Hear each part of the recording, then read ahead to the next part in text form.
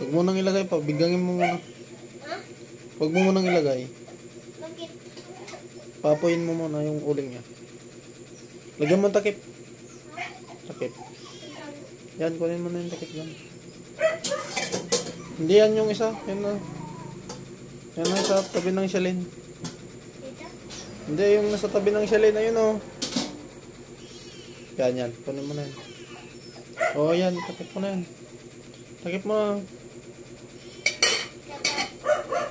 Lagay na? Kunin mo muna yung manok. Ito? Yan. Bakit? Lagay mo sa planggana.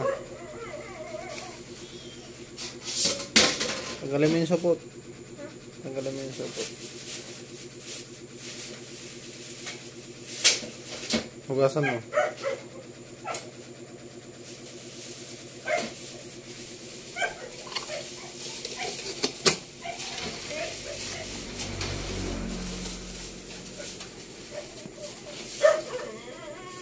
Hugasan mo na.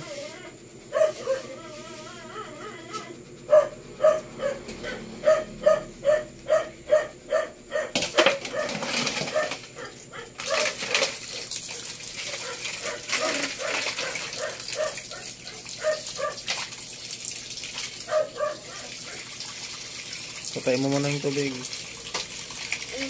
Tapo mo na yung tubig niya. Isang beses pa, hugasan mo. So, hanggang sa walang ng color? Oo.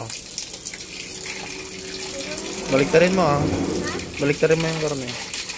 Yan, yung isa pa. Ha? Oo. Oo. Itaas mo yung dalawang karne. Itaas mo tapos itapon mo yung tubig niya. Yan? Oo, itapon mo yung tubig. Yan. Ay, lagay mo na. Sa balas na. Papatay mo na. Tama na.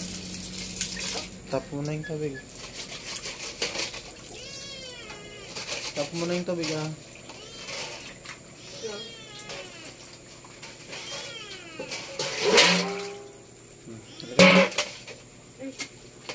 Dahan-dahan.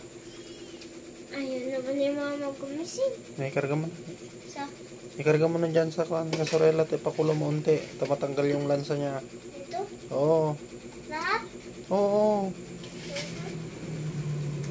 Hindi na kasha. Okay na, tokan mo na yan.